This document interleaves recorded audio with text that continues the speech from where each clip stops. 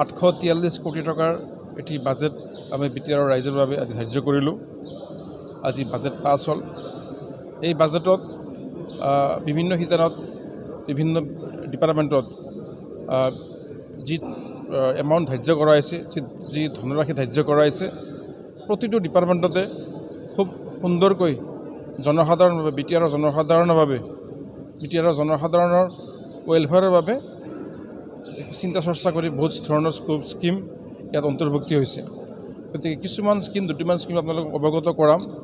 তাৰ ভিতৰত আমাৰ কমিউনিটি ৱেলফেয়াৰ ডিপাৰ্টমেণ্ট, যি ডিপাৰ্টমেণ্টৰ জৰিয়তে নতুন ডিপাৰ্টমেণ্ট এটা আজি সৃষ্টি হ'বলৈ গৈ আছে। নতুন ডিপাৰ্টমেণ্ট এটা সূচনা হ'ব, মুকলি হ'ব মে' মাহৰ পৰা।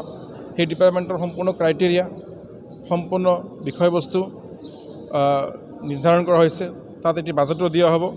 বিটিআৰৰ সকলো জাতি জনগোষ্ঠীৰ সম্প্ৰদায়ৰ নিজৰ ভাষা, কৃষ্টি, সংস্কৃতি উজ্জীৱিত কৰাৰ বাবে, বিশেষকৈ ক্ষুদ্ৰ জনগোষ্ঠীসমূহ, জাতিসমূহ যিসকলৰ নিজৰ আইডেণ্টিটি, নিজৰ কৃষ্টি সংস্কৃতি বিলুপ্ত হ'বলৈ গৈ আছে, তেওঁলোকৰ ভাষা, সাহিত্য, সংস্কৃতিক উজ্জীৱিত কৰাৰ কাৰণে, ডেভেলপ কৰাৰ কাৰণে এই কমিউনিটি ৱেলফেয়াৰ ডিপাৰ্টমেণ্টৰ জন্ম দিয়া হৈছে। আৰু এয়া এক দূৰদৰ্শী, এক খুব সুন্দৰ সিদ্ধান্ত আমাৰ বিটিআৰৰ শ্ৰী প্ৰমোদ বৰদেৱৰ। এয়া সুচিন্তা বুলি আমি ক'ব লাগিব। আমি পূৰ্বে কেতিয়া কোনো চৰকাৰৰ অধীনত কোনো ৰাজ্যত এনেকুৱা ধৰণৰ বিভিন্ন জাতি সম্প্ৰদায়ৰ সামগ্ৰিক উন্নয়নৰ কাৰণে এনেকুৱা আমি পলিচি দেখা নাই। আৰু এই জাতি জনগোষ্ঠীসমূহৰ এটি কমন কমিউনিটি মিউজিয়াম হ'ব, য'ত বিলুপ্ত হ'বলগীয়া সৰু ডাঙৰ সকলো জাতি জনগোষ্ঠী, বিটিআৰৰ 26টা জনগোষ্ঠীৰ তেওঁলোকৰ কৃষ্টি সংস্কৃতি সমল আদি তাত সংৰক্ষণ কৰি ৰখা হ'ব এই কমিউনিটি মিউজিয়ামত। তাৰ লগে লগে আমাৰ মাইগ্ৰেণ্ট ওমেন লাইভলিহুড, কিছু মহিলা আছে আমাৰ সমাজত, তেওঁলোকে বাহিৰত গৈ কৰ্মৰত কৰিবলগীয়া হয়। নিজৰ পৰিয়াল, নিজৰ ঘৰ সংসাৰ বাদ দি পেলাই কিছুদিনৰ কাৰণে বা মাজে সময়ে তেওঁলোকে বাহিৰত কৰ্মৰত হয়। তেওঁলোকৰ আৰ্থিক দৈন্যতা বা সংস্থাপনৰ বাবে এই মহিলাসকল, যিসকল মাইগ্ৰেণ্ট মহিলা, তেওঁলোকক ক্ষুদ্ৰ ঋণ দি পেলাই তেওঁলোকক লাইভলিহুড ট্ৰেইনিং, মাইক্ৰ' ফাইনেন্সৰ কিছুমান প্ৰশিক্ষণ বা ক্ষুদ্ৰ উদ্যোগী হিচাপে তেওঁলোকক সংস্থাপন দিয়াৰ কাৰণেও আমাৰ এই বাজেটত কিছু ধন ধাৰ্য কৰা হৈছে। এয়া ওমেন এম্পাৱাৰমেণ্ট যি মিছন যোৱাবাৰৰ পৰা চলি আছে, তাৰ ভিতৰত এইটো নতুন কৰি অন্তৰ্ভুক্ত কৰা হৈছে। তাৰপিছত আমাৰ মিছন বসুমতী 2.0, এইটোও আমাৰ মে' মাহৰ পৰা কাম হ'ব, য'ত আমাৰ 6টা বিষয়, লেণ্ড ইছ্যু 6টা ইছ্যু ইয়াত সমাধান হ'ব। যোৱা সময়ত মিছন বসুমতীত প্ৰায় 14টা ইছ্যু দ্বাৰা প্ৰায় 2.5 লাখ লেণ্ড ইছ্যু চল্ভ হৈছে। লেণ্ডৰ বিভিন্ন ইছ্যু, পাৰ্চনেল হওক বা সামাজিকভাৱে হওক, কিছুমান ইছ্যু চল্ভ হৈছে। আৰু এতিয়া 2.0ৰ দ্বাৰা 6টা অন্যান্য কিছুমান ইছ্যু আছে। একচুৱেলি মাটি পট্টা কৰা, NGO ছ'চাইটিক মাটি প্ৰদান কৰা, টি গাৰ্ডেন বা টি ছ'চাইটিক মাটি প্ৰদান কৰা, এনেকুৱা ধৰণৰ ইছ্যুবোৰ এই থাকিব 2.0ত। One child one file new এটা স্কিম লোৱা হৈছে।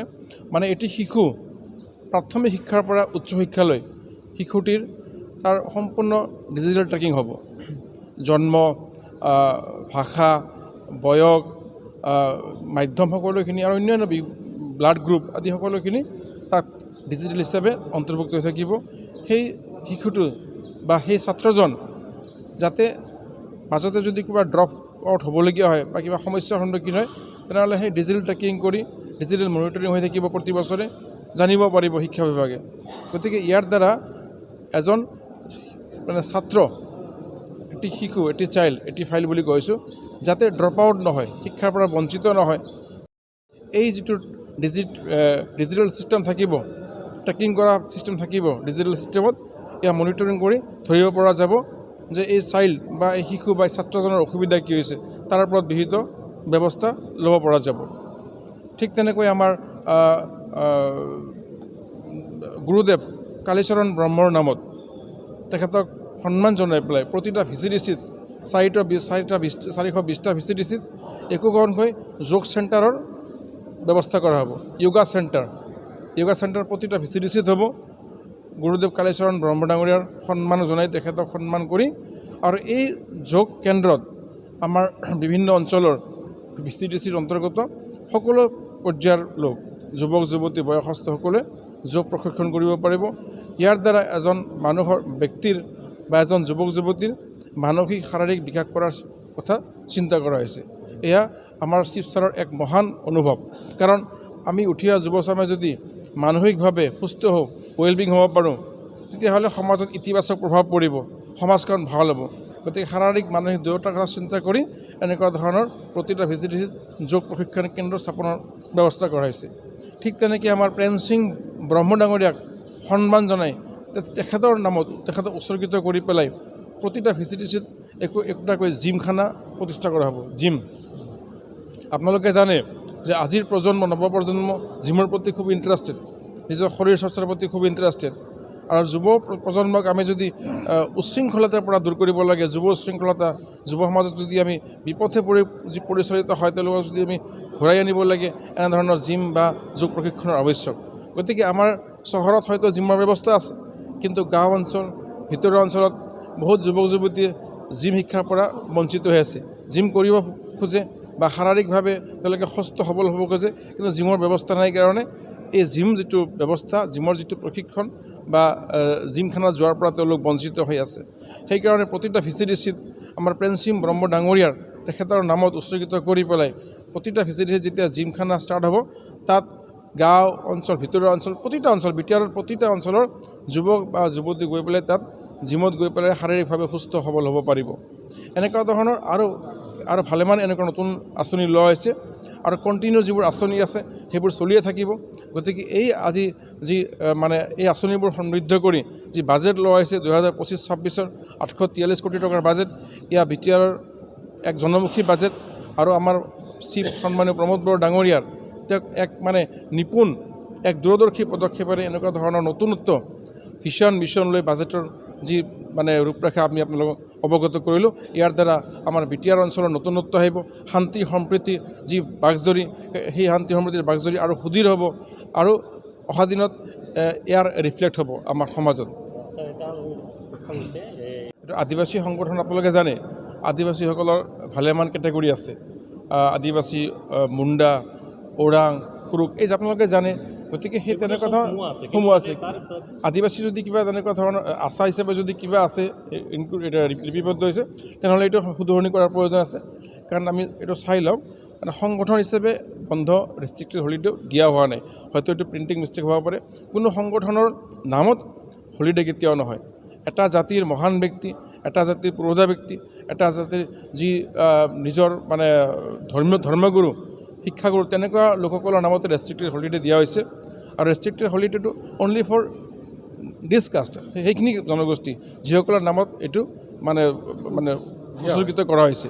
গতিকে তেনেকুৱা ধৰণৰ যদি ক'ৰবাত ত্ৰুটি আছে আমি এইখিনি নিশ্চিতভাৱে চোৱা চিতা কৰিম। কাৰণ এই ব্যৱস্থাটো, এই ডিপাৰ্টমেণ্টটো, এই বিষয়টো যিহেতু নতুন, গতিকে হয়তো ক'ৰবাত ত্ৰুটি থাকিব পাৰে, নিশ্চিতভাৱে এইবোৰ শুধৰণি কৰি লোৱা হ'ব। কাৰণ যিটো বাজেট সন্দৰ্ভত তেওঁ কৈছে, আপোনালোকে চবেই জানে, আপোনালোকে চিন্তা চৰ্চা কৰা ব্যক্তি। কাৰণ যোৱা 17 বছৰে এনেকুৱা ধৰণৰ মিছন, এনেকুৱা ধৰণৰ ভাইব্ৰেণ্ট, এনেকুৱা ধৰণৰ পলিচি কোনো বাজেট তৈয়াৰ হোৱা নাই। আমি দেখিছোঁ যোৱা সময়ত একে বাজেট প্ৰতিটো ডিপাৰ্টমেণ্টত, যি বাজেট প্ৰতি বছৰে একে বাজেট ৰখা হৈছিল, কপি পেষ্টৰ দৰে, কোনো ধৰণৰ নতুনত্ব নাছিলে। গতিকে নতুনত্ব নথকা সেই বাজেটসমূহ আমিও চাইছোঁ, আপোনালোকেও জানে। বাজেটৰ যি ক্ৰাইটেৰিয়া হ'ব লাগে, ফাইনেন্সিয়েল ষ্টেটমেণ্ট বা কেপিটেল এক্সপেণ্ডিচাৰ, ৰেভিনিউ এক্সপেণ্ডিচাৰ, তাত কোনো শুদ্ধকৈ মেনশ্যন নাছিলে, আমি ভালকৈ জানো। গতিকে তেওঁ যিবোৰ আজি কৈছে, যোৱাকালি কৈছে, সেইবোৰ এটা বিভ্ৰান্তিমূলক কথা, সেইবোৰ আভুৱা ভৰা কথা। গতিকে ৰাইজে বিভ্ৰান্ত কৰি আভুৱা ভৰি কথা কোৱাৰ কোনো প্ৰয়োজন নাই। যিটো সঁচা, যিটো বাস্তৱ, সেইটোৱে আমি ক'ম। আপোনালোকে বাজেট চাব পাৰিব, আপোনালোকৰ সাংবাদিকসকলে আমাৰ বাজেট লৈ ষ্টাডি কৰিব, যোৱা 17 বছৰৰ বাজেট আৰু আমাৰ এই 4 বছৰৰ বাজেটৰ কিমান ডিফাৰেঞ্চ আপোনালোকে দেখা পাব। গতিকে আমি তেনেকুৱা ধৰণৰ কথাত কোনো গুৰুত্ব নিদিওঁ, ৰাইজেও বুজি পায় যিবোৰ কথা কৈছে। আজি কেপিটেল এক্সপেণ্ডিচাৰ আমি বহুত কেপিটেল এক্সপেণ্ডিচাৰ ৰাখিছোঁ, ইয়াত প্ৰায় 45% বেছি কেপিটেল এক্সপেণ্ডিচাৰ ৰখা হৈছে। এইটো কোনো চৰকাৰে ইমান কেপিটেল এক্সপেণ্ডিচাৰ ৰাখি বাজেট কৰা নাই, অনলি 55.something ৰেভিনিউ এক্সপেণ্ডিচাৰ ৰখা হৈছে। গতিকে ইমান এটা ভাল বাজেট, গতিকে কথাখিনি ৰাইজে আমি বুজাব লাগিব। সাধাৰণ ৰাইজক বিভ্ৰান্তিমূলক কথা কৈ পেলাই বিপথে পৰিচালিত কৰাটো মুঠেই উচিত নহয়, এজন জনপ্ৰতিনিধিৰ কাৰণে ইয়াত ভাল কথা নহয়। এইটো চুনাও কেন্দ্ৰিত বাজেট বুলি কৈছে চুনা কেন্দ্ৰিত বাজেট তেওঁলোকে ক'ব পাৰে। তেওঁলোকৰ সময়ত এনেকুৱা ধৰণৰ বাজেট তৈয়াৰেই হোৱা নাই। বিভিন্ন জাতি জনগোষ্ঠী, শ্ৰমিক, মহিলা, শিক্ষাৰ্থী, শিক্ষাৰ ওপৰত পৰিৱৰ্তন, আমাৰ যুৱকসকলৰ কাৰণে প্ৰশিক্ষণ, এইটো প্ৰত্যেককে লৈ কৰা হৈছে এই বাজেট। সকলো দিশ সামৰি পেলাই। গতিকে চুনাব কেন্দ্ৰিক বাজেট তেওঁলোকৰ কাৰণে হ'ব পাৰে, আমাৰ কাৰণে ৰাইজৰ বাজেট, আমাৰ কাৰণে ৰাইজক সেৱা কৰা বাজেট, আমি এইটোৱে জানো।